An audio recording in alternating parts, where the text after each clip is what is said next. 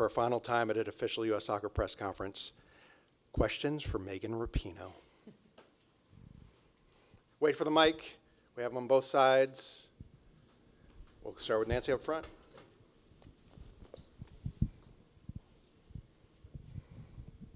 Nancy Armour, USA Today. When you look back, what are you going to be most proud of, what you did on the field and the success that you helped this team have, or the impact that you made off the field? I think you guys know the answer to that question. I think, by a mile, what we've done off of the field. I think that has made such a lasting impact. I was actually talking to Becky on the bus today, and just to think of obviously where the program has grown and, you know, where the federation has grown and where we've pushed the federation to grow and just the sport in general, we've actually made that better in part. Obviously, it's not all of us, but also stepping away from the game, you know, both of us being older, like there's so much more to even step into after our career, and I feel like we've been such a big part of that. I think we've been a big part of pushing, talking about whether it's gay rights or racial justice or trans rights, you know, more into, you know, every conversation around sports and particularly around women's sports. We've been, you know, such a driver of that and have made that just as important as what we are doing on the field. I think we really believe it is just as important. We understand what it means to not have to sacrifice who you are and what that means for your play on the field. So I'm incredibly proud of everything that we've done on the field. Obviously, we've been, you know, a really special generation of players. But I think it says a lot about us that everything on field, I feel like, kind of pales in comparison to what we've achieved off the field and where we've chosen to sort of throw our weight in the way that we have used what is, you know, our greatest gift and all of our talent and something that's really special that we were all born with to try to make the world a better place and to try to leave the game in a much better place than where we found it. So I'm very proud of both, but I think the off-field stuff is what is most meaningful, and I think what I'm most proud of, you know, leaving this team and leaving the game. Jeff, go ahead. Jeff Carlisle from ESPN over here. Megan, at what point did you realize that you had this immense platform and that you were going to use it to advocate for issues that were important to you as well as your teammates? I don't think it was an all-at-once kind of thing. I think that, you know, as I grew into it, the team grew into it, you guys grew into it. You know, I was thinking on my way over here today, like, you guys have been such a huge part of amplifying our voices and of covering our stories and, you know, not just the positive, but bringing things to light that, you know, needed more than just our voices. So I think it's been an evolution, you know, as the game has grown and as the sport has grown. You know, I think I realized pretty early on, you know, the kind of energy that exists when you say something and then it gets, you know, either put in the media or obviously we were a little bit older when social media came about. I think it was like 2011 World Cup where like Twitter was kind of like just popping off, at least for us. Maybe I'm a late adopter, and just kind of like working our way into that. But I think my experience of coming out and you know, just after the World Cup leading into the Olympics was a big one, and just the reaction that I got, whether that was, you know, people coming up to me and you know, saying how much that meant to them or gave them space to come out. I think I realized right then, you know, as the popularity of the team started to grow, that people came to see us not just for what we were doing on the field, but they came to see themselves in us. And so how could we use that? How could we use, you know, the growing platform to fight for ourselves, but also to fight for other people?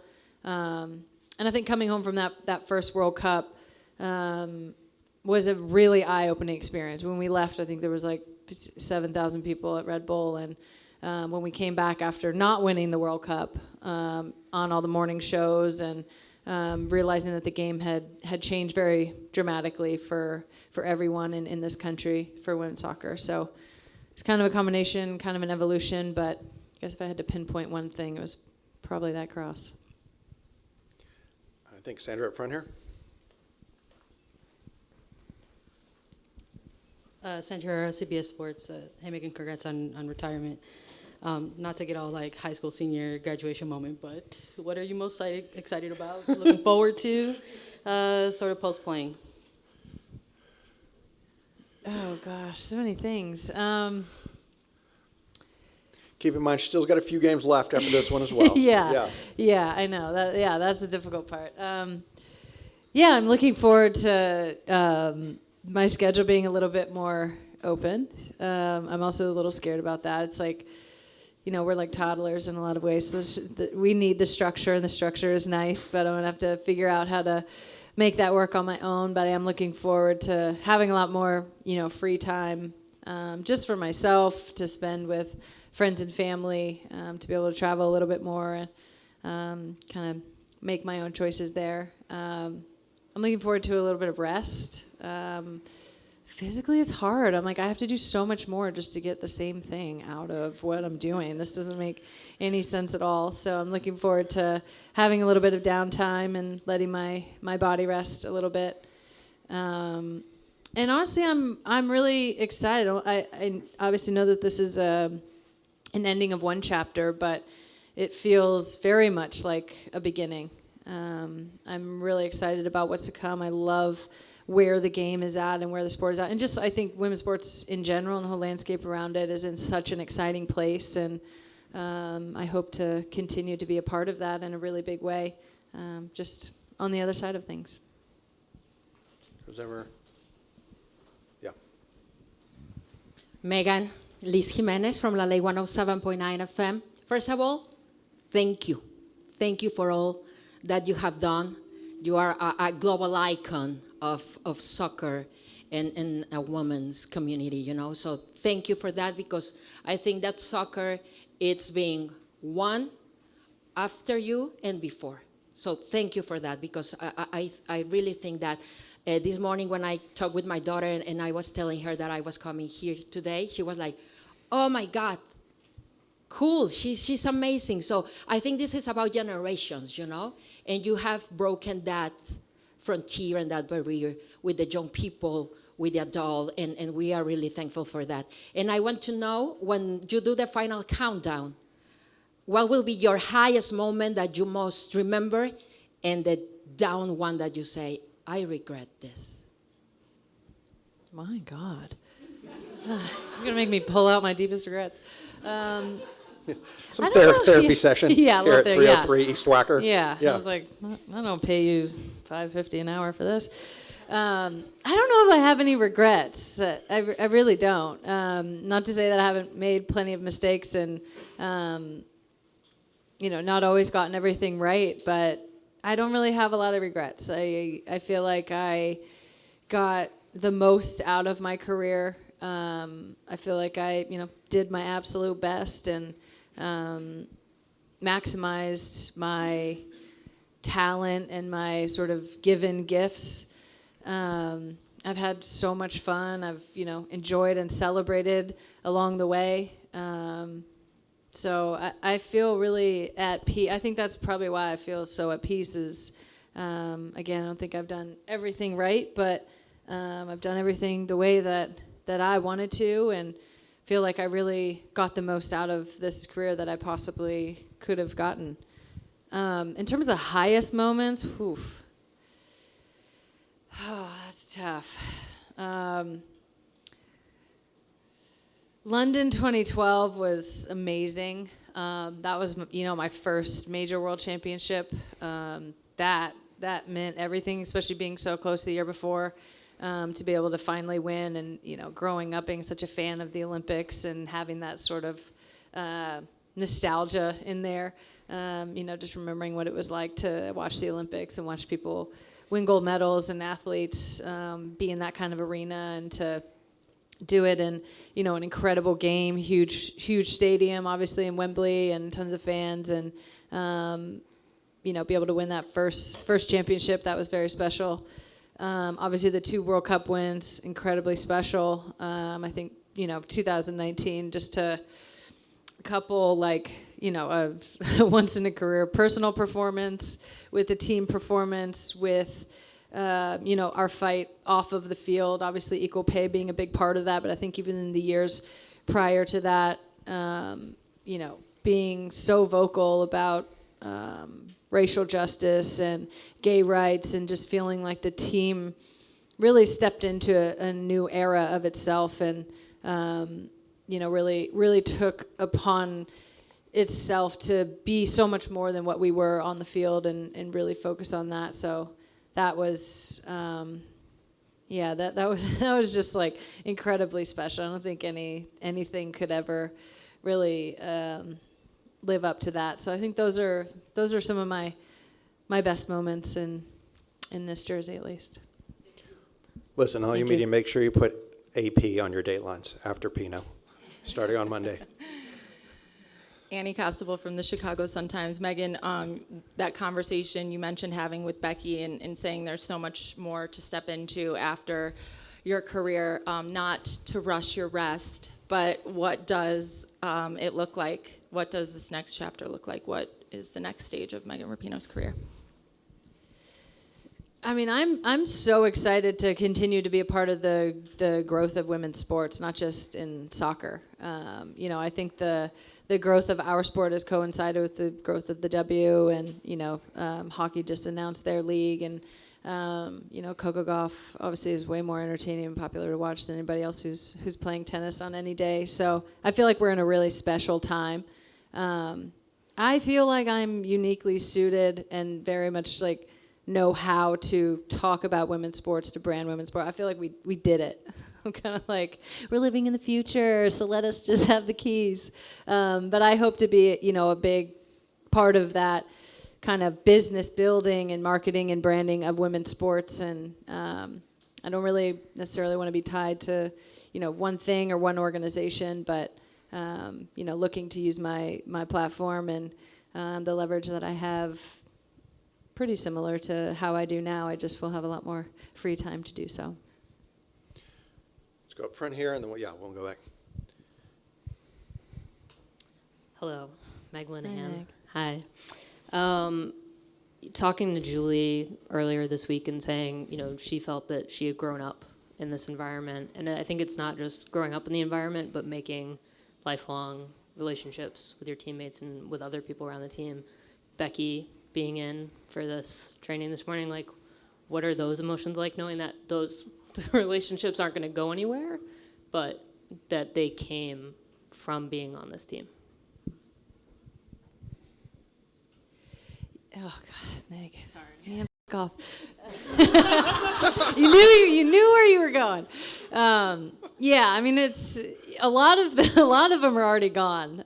So maybe it's a little easier that I've, waited most of my other peers out, because it is, particularly difficult to, even just to talk about what Becky means to me. As a person, as a player. I mean, we've been playing together since I think we were 16 years old. You just go through so much. Obviously, on the field and in those moments, the best moments, the toughest moments. But, so much that obviously you guys don't get to see, and that is just, behind closed doors or in text conversations or phone calls in the off season.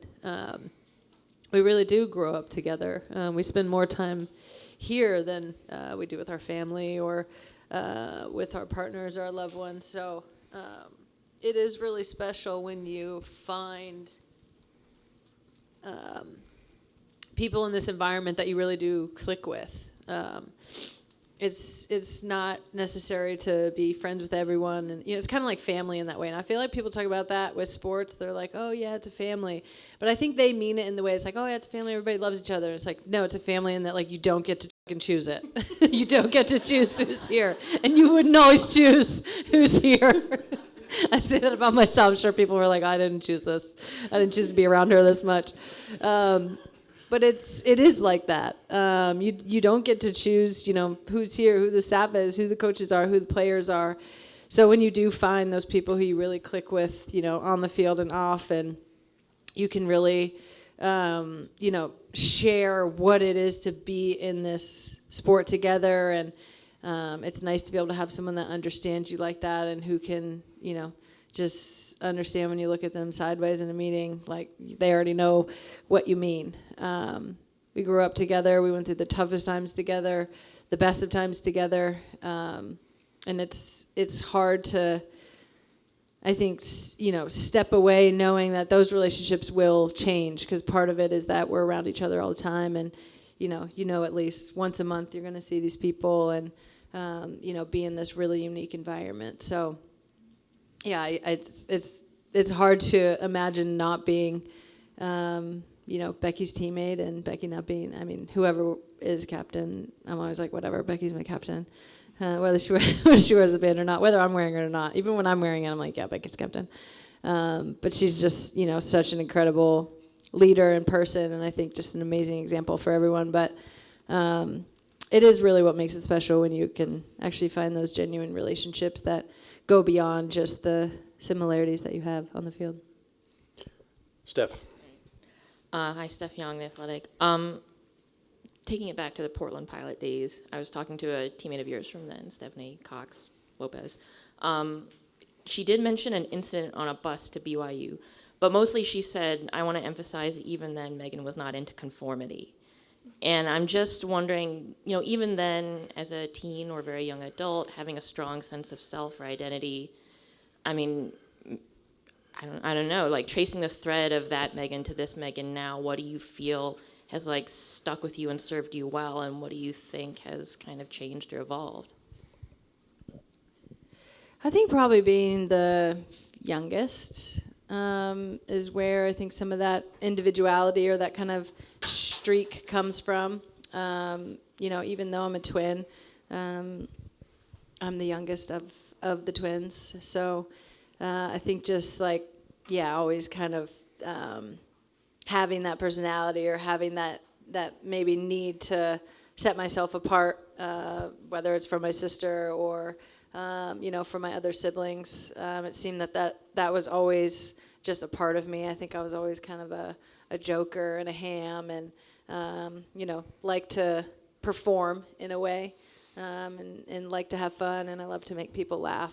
I think as I got a little bit older, into kind of like middle school and high school, my mom, I'll never forget, I don't know exactly when she said it, but she always just made it very clear to Rachel and I that just because we were good at sports or just because we were popular, that actually gave us more responsibility. And I think just having that message from her, that this is a privilege that you need to use for the greater good, just kind of always stuck with me. So I think, going into college and just beyond, obviously having the experience of coming out and realizing that, I think for me, it's just kind of my worldview that you have a responsibility to, use whatever talent you have or whatever way you can to make the world a better place in some kind of way. And I do think that came from my parents and my family and just the way that I was raised. And I think being put in this kind of environment where there's really clear opportunities to do that and real clear impact. And I think seeing that impact was almost really motivating for me. It's like I'm seeing this sort of direct correlation between, whether it's just talking about myself or standing up for my teammates or someone else, that real change is happening around us and we can have a real impact. I think that from an early age just always felt like something that that I was good at, and it kind of came natural in a way. Not that it was always easy, but I do think that, for whatever reason, a lot of the, I think, negativity or comments just didn't bother me that much. I think I always had amazing people around me. I always had amazing support around me and family and friends. And Hype right here, he's always been by my side since I was 16.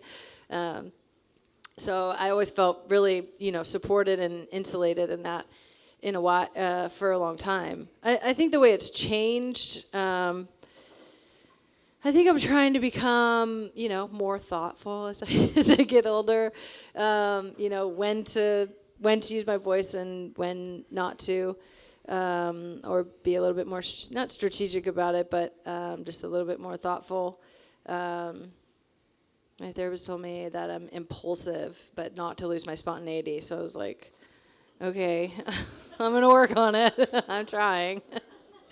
But yeah, just finding the balance. I mean, I think especially in this younger team, finding the balance between, saying stuff when it needs to be said, but also providing space for other people. I think that's definitely something that, I want to continue to learn and become a better listener, and I don't always need to be the one out front. I think for a lot of times I did need to, and it was really powerful and useful to do that. But trying to, find that balance moving forward and all of the things. How's that for an answer, Steph? Right there.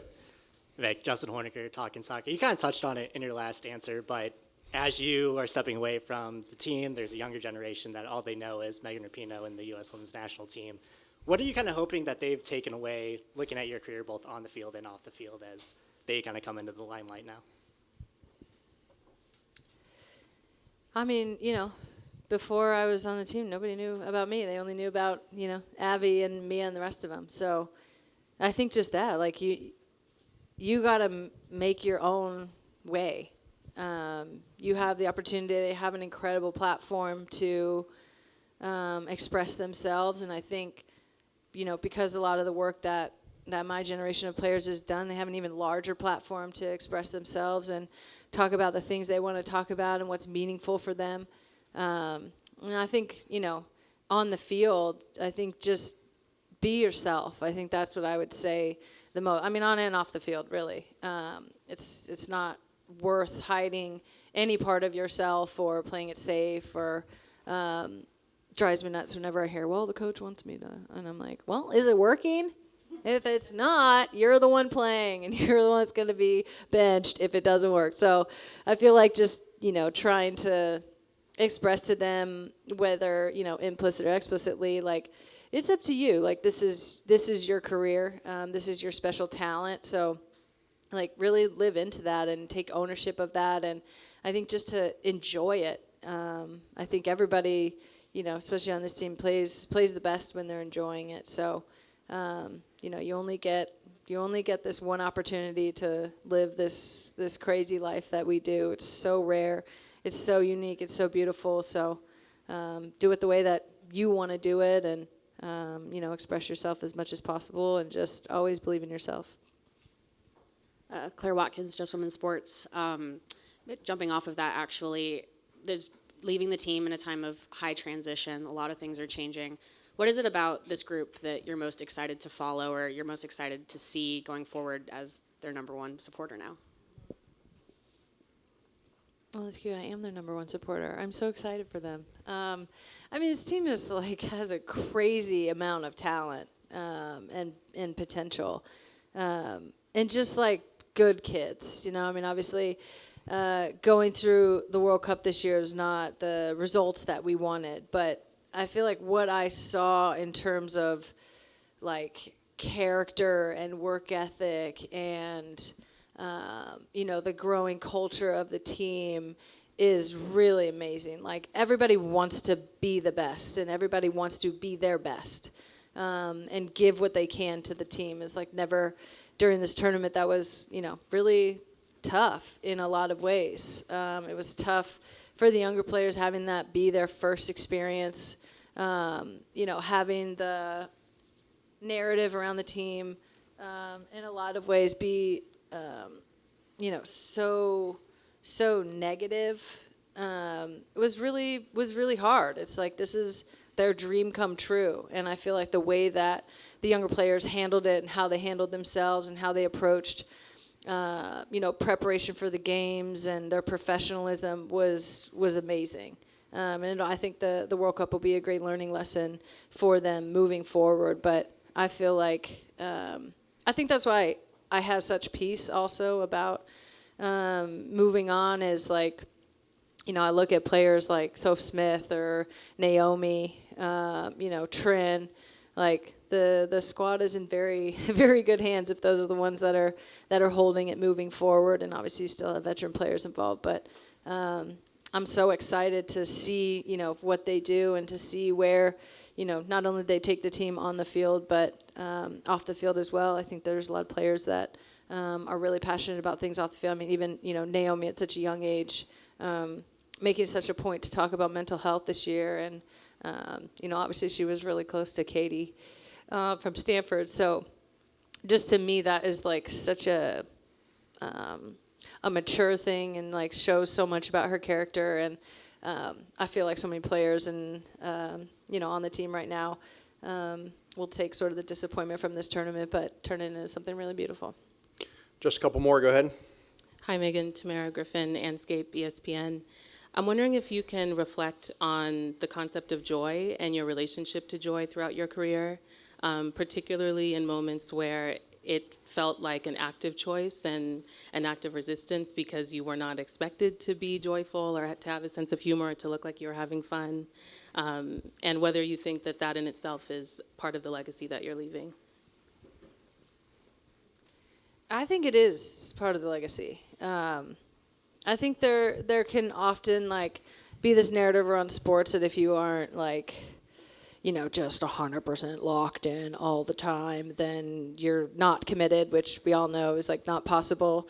We all have a range of emotions. I think for me, I simultaneously take this as serious as I can while not taking it, that serious at all. It's at the end of the day, it is a game, and it is something that is a privilege to play, and something that I was doing the same thing when I was 7 as I'm doing now. And so I think there is something that has to stay that way about it, and I think keeps you inspired and keeps you motivated. It's too difficult to like be in the doldrums of like focus all the time. That's just not realistic. And I think particularly for this team who has so much pressure on it all the time, certainly on the field, but I know, especially for us during the last, 7 years, so much pressure about everything that we said, everything that we did, whether we were kneeling or talking about equal pay or, talking about trans rights. There's so much pressure on us. Like, we have the right to enjoy what we're doing as well. And I think a lot of times my joy or expressions of joy was like, absolutely an act of resistance or, a big glaring sort of middle finger to everyone. Like, this is my life and this is my career, and I get to do with it what I want to do with it. And we get to express ourselves the way that we want to express ourselves. And I think, the team not only has a right to do that, but has earned that right to do that. And I think it's something that has always been kind of a secret weapon for this team of showing up and being serious and being a certain way when we need to, but also kind of what I was saying before of just like, this is a game and we know we're lucky to play it, and we're going to get every single thing out of it that we can. We're going to celebrate in moments that we feel like we deserve that celebration.